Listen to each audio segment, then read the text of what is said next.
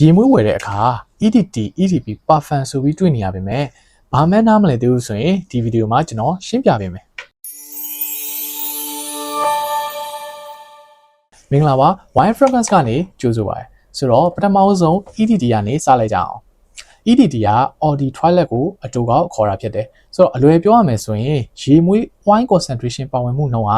5% ကနေ 50% လောက်ထိပါပြီးတော့ EDP တွေ Parfum Note ထက်ပါဝင်မှုနှုန်းနည်းတဲ့အမျိုးအစားလို့တွေ့ရတတ်တယ်။ဆိုတော့ EDT ကပို့ပြီးတော့ပေါ့ပါလန်းဆန်းဖြစ်တဲ့ခံစားချက်ကိုပေးတယ်။နေတိုင်းသုံးကျင်တာပူတဲ့ရာသီဥတုတွေအတွက်အသုံးပြုကျင်တာသို့မဟုတ် office လိုနေရာမျိုးမှာကိုယ့်ရဲ့အနံ့ပြင်းကြီးကိုမလိုချင်ဘူးဆိုရင် EDT Audi Toilet ကရွေးချယ်ဖို့ကောင်းတဲ့အမျိုးအစားတွေမှာပါတယ်။နောက်တစ်မျိုးကတော့ EDP Audi Parfum ပါ။ EDT ထက်ရေမွေး wine concentration ပါဝင်မှုနှုန်းကများပြီး 15% ကနေ 20% လောက်ထိပါတာဖြစ်တဲ့အတွက်အနံ့ကပိုပြီးလေးပင်လေးနဲ့ mature ပိုဖြစ်တဲ့ခံစားချက်ကိုရတယ်။အဲဒါကြောင့် EDP တွေကနေ့ဘက်လည်းသုံးလို့ရညဘက်လည်းသုံးလို့အဆင်ပြေတဲ့ရွေးချယ်စရာတွေအများကြီးရှိတယ်။ပြီးတော့ရေမွေးတစ်ချက်ဆွတ်လိုက်တာနဲ့အနံ့လည်းပိုပြီးကြာခံကျင်တယ်ပိုပြီး mature ဖြစ်တာကိုလည်းသဘောကျတယ်ဆိုရင်တော့ EDP ကရွေးချယ်ရမယ်တဲ့မှာပါတယ်။နောက်ဆုံးတစ်မျိုးကတော့ Parfum ပါဒါပေမဲ့တချို့သော plane တွေတချို့သော version တွေမှာဆိုရင်တော့ Elixir လို့လည်းသုံးကြတယ်သို့မဟုတ် Astrid လို့လည်းသုံးတယ် Astrid D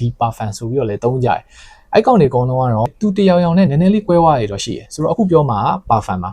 Parfum ကအရှိမရှိတဲ့ EDT EDP တွေထက်ရေမွေး wine concentration ပါဝင်မှုတော့အမြင့်ဆုံးလို့သတ်မှတ်လို့ရတယ်ဒီကောင်က 20% ကနေ 30% လောက်ထိရေမွေး wine concentration ကဖြစ်တာကြောင့်အရှိကနှစ်ကောင်ထက်အနံ့ပိုပြီးတော့ long lasting လဲကောင်းတယ်အရန် strong ဖြစ်ပြီးအရန်လဲ dark ဖြစ်တယ်အနံ့ကိုအရန် strong ဖြစ်တာကိုမှသဘောကျပြီးတော့ long lasting share ကောင်းတာကိုမှသဘောကျတဲ့သူဆိုရင်တော့ Parfum version ကရွေးချယ်ရမယ်တဲ့မှာပါတယ်ဒါပေမဲ့ Parfum ဆိုတိုင်းလေသူ့ရဲ့ plain ချင်းစီ brand နဲ့ဆိုင်ပြီးတော့ DNA တွေမတူတာကြောင့် Parfum ဖြစ်တိုင်းလဲ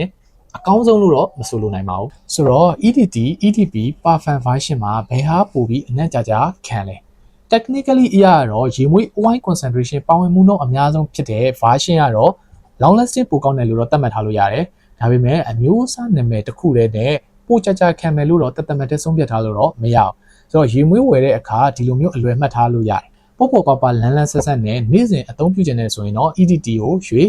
ရေမွေးကပိုပြီးတော့ mature ဖြစ်သွားမယ်ပိုပြီးလေးပင်ဖြစ်တာမှသဘောကျတယ်ဆိုရင်တော့ EDP ကိုရွေးဒါပေမဲ့ပိုပြီးတော့အနံ့ဟာ strong ဖြစ်သွားတာ dark ဖြစ်သွားတာမှသဘောကျတယ်ဆိုရင်တော့ Parfum version ကိုရွေးပါဒါကြောင့်ကိုကြိုက်တဲ့အနံ့ကဘယ် version ဖြစ်လဲဆိုတာကိုသိဖို့ပဲလိုပါတယ်အဲ့ဒါကြောင့် EDT EDP Parfum ဆိုတဲ့စလုံးတွေကိုပဲကြည့်မဝယ်ပဲနဲ့ကိုကြိုက်တဲ့အနံ့သုံးမဲ့အချိန်ကိုယ့်ရဲ့ budget ကိုပါတွဲပြီးစဉ်းစားဖို့လိုတယ်